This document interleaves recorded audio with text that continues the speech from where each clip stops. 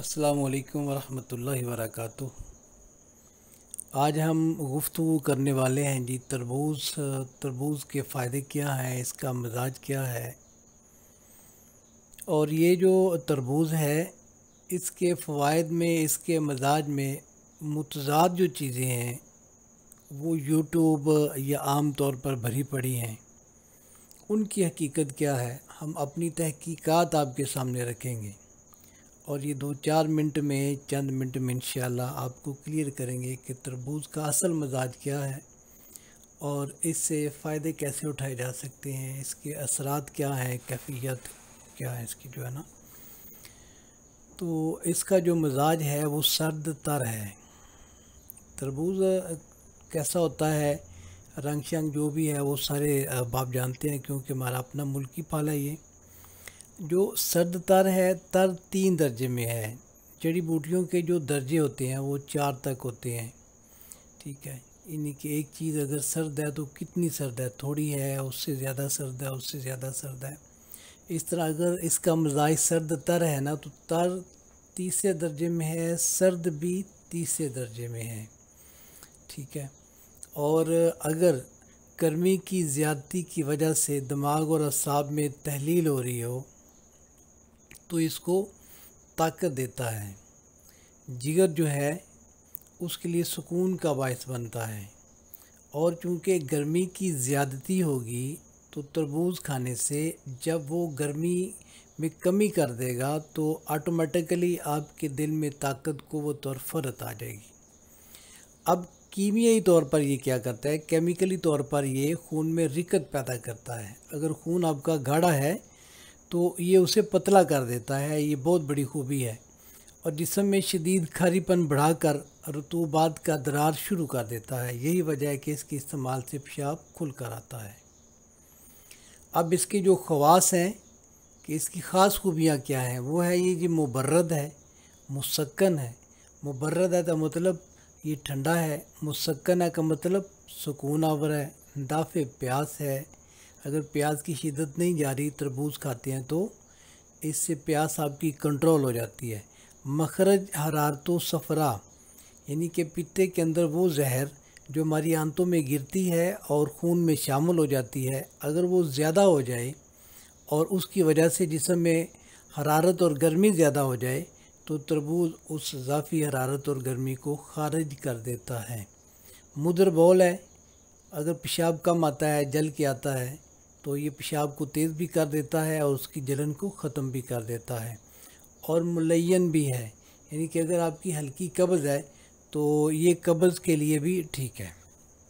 क्योंकि मुबर्रद व मुसक्कन होने की वजह से शिद्दत हरारत और हरारतों सफ़रा से होने वाली घबराहट, बेचैनी और प्यास को तस्कीन देता है।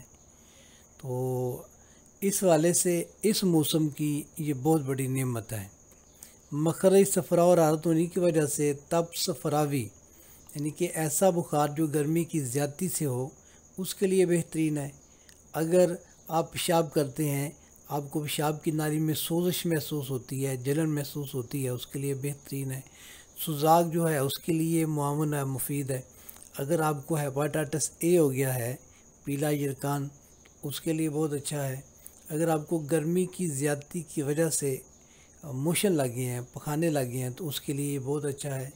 और ऐसे लोग जिनका मिजाज गर्म है उनको ये एतदाल पर रखने के लिए बेहतरीन दवा है।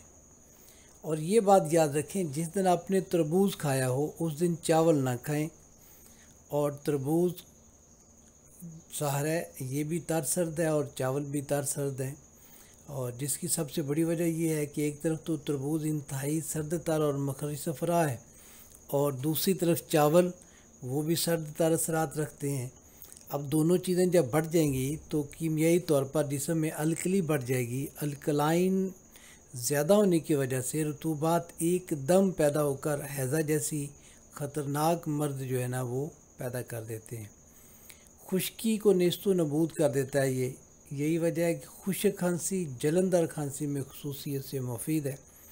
लेकिन कोशिश ये करें कि एक गिलास अगर तरबूज का जूस हो तो उसमें 3 अदद काली मिर्च अच्छी तरह रगड़ के इसको खुश्क और जलनदार खांसी के लिए इस्तेमाल करें तो इंशाअल्लाह ये खांसी का भी इलाज है।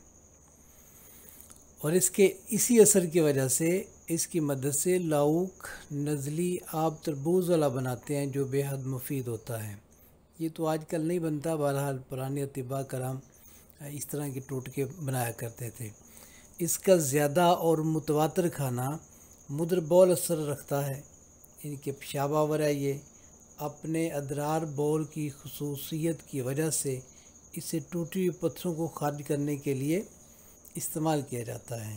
इनकी ऐसी पत्थरियाँ जो टूट गई हैं लेकिन खारिज नहीं हो रही, तो तरबूज जब इस्तेमाल करेंगे तो क्या होगा कि पेशाब खुल कर आएगा और पत्थरियाँ अगर कहीं फंसी हुई थी तो वो निकल जाएंगी। तो आम तौर पे होता भी ऐसे है कि अगर इसका गूदा निकाल कर बर्फ़ से ठंडा करके और हल्की फुल्की अगर चीनी ऊपर डाल दी जाए तो इसे मीठा भी कर लिया जाए और ठंडा भी कर लिया जाए तो इंतहाई फ़रहत पैदा करता है, तबीयत को हशाश बशाश करता है। लेकिन याद रखें इसे शुगर वाले मरीज़ जो हैं वो इस्तेमाल ना करें, ठीक है, क्योंकि ये उनके लिए बहुत ज़्यादा नुकसानदेह है। तो बाकी रहा इसको खाना कितना चाहिए, खाने के हवाले से कोई लिमिट नहीं है।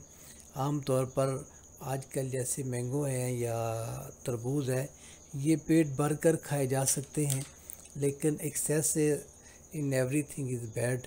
किसी भी चीज़ की ज़्यादती वो नुकसानदेह होती है।